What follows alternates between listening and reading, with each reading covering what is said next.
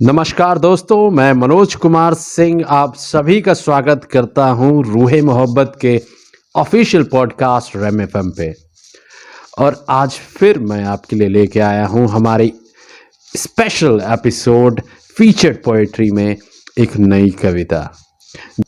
तो आज की हमारी कवित्री जो हैं वो उम्र में तो छोटी हैं पर उनकी सोच काफ़ी बड़ी है। अक्सर कहा जाता है उम्र के साथ तजुर्बा बढ़ता है, पर कुछ लोग कम उम्र में भी तजुर्बा हासिल कर लेते हैं। इसी पे आधारित इनकी कविता है जीवन की कहानी। जी हाँ, और हमारी आज की कवित्री हैं सुष्मिता पांडे। आइए सुनाता हूं मैं आपको इस जीवन की कहानी उन्हीं के जवानी, और उम्मीद करता हूं नए साल में 2022 में आपका जीवन काफी अच्छा होगा। तो आइए सुनते हैं सुष्मिता जी की जवानी।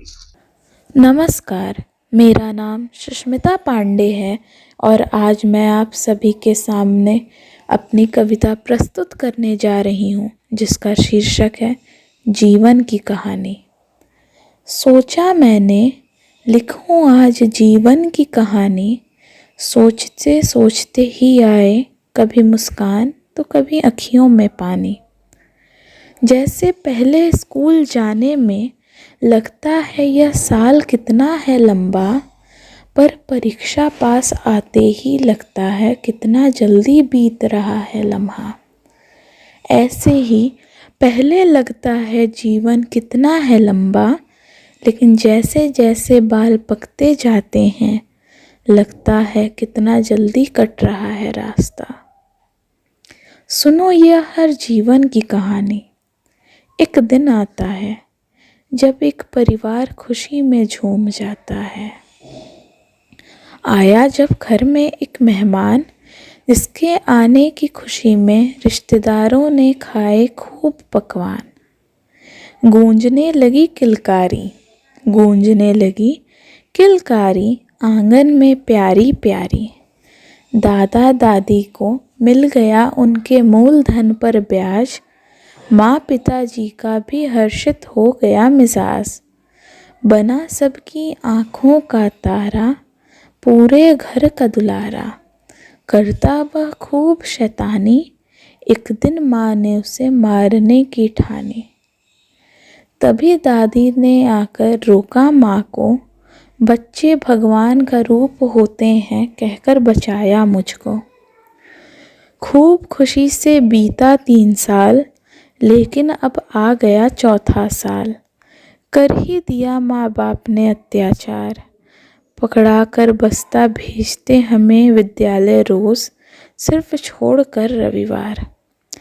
बीत गए और 14 साल उस विद्यालय और घर में, जिसमें मिला दोस्त परिवार टीचर का डांट और प्यार। टेंशन थी तो बस स्कूल ना जाने की और परीक्षा देने की। इतने साल बीतने के बाद आ ही गई वह हसीन और दर्दनाक जवानी, जिसमें घंटों शीशे देखते थे दीवाने दीवानी। यही मोड़ बताता है असली जीवन की कहानी, यही जवानी बनाती या बिगाड़ती है पूरी जिंदगानी। भेजा पिताजी ने बाहर पढ़ने को, पर जाते ही देख लिया हसीन दीवानी को। खूब खुशी से जिया उस दिन की जिंदगानी को, पर बेवफा निकली वह हसीना, पर बेवफा निकली वह हसीना, छोड़कर चली गई इस दीवाने को। कुछ दिन उसके लिए खूब रोया, कुछ दिन उसके लिए खूब रोया, 2 दिन खाना पीना भी छोड़ा, पर तीसरे दिन यह पापी पेट भी रोया। कहाँ जाकर ले आ पूड़ी और मालपुआ। अब यह दिल भी समझ चुका था, हमेशा यही कह रहा था, भैया सब मोह माया है। अब माँ बाप के पैसों पर जीना बोझ लग रहा था। अब यह दिल पढ़ाई के मायने समझ रहा था। उसकी याद आ जाती थी जब देखता था प्रेमी प्रेमिकाओं को खिलाते पकवान ताजे ताजे, और हम अपने हाथ से बनाकर दिन का बासी खाना ही रात को खाते। आखिर ख़त्म हो गई इन 6 सालों में पढ़ाई, अब थी नौकरी की लड़ाई। 4 साल में जाकर मिली अच्छी नौकरी, अब माँ लाना चाहती थी मेरे लिए छोकरी। मना करते करते मैं भी पकवान की लालच में मान गया। शादी के बाद सोचा यह कहाँ फंस गया। लड़ाई करते और प्यार के साथ बीत गए पत्नी के साथ 2 साल, अब आया हम दोनों का नन्हा मेहमान। उस दिन मेरे माता पिता को भी मिल गया उनके मूलधन पर ब्याज। कहा गया है ना, बेटी बेटा मूलधन होते हैं और पोता पोती ब्याज। माँ बाप बनने पर खुशी बहुत मिली। मेरी तरह पढ़ाई नौकरी के बाद मेरे मुन्ने की भी शादी हुई। उसके बाद मिला हमें हमारा पोती पोता। बीत गया यह गृहस्थ जीवन में 60-70 का उम्र छोटा। आ ही गया वह कड़वी दवाइयों वाला बुढ़ापा, जो है जीवन का सबसे दर्द भरा रास्ता।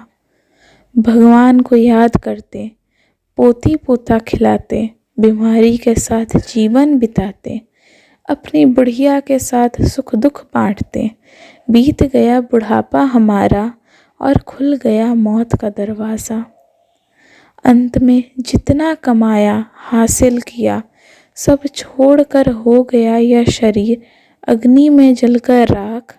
कुछ ही महीनों में सूख गए सबके आंसू, और भूल गया मुझे यह संसार, और भूल गया मुझे यह संसार, और भूल गया मुझे यह संसार। धन्यवाद।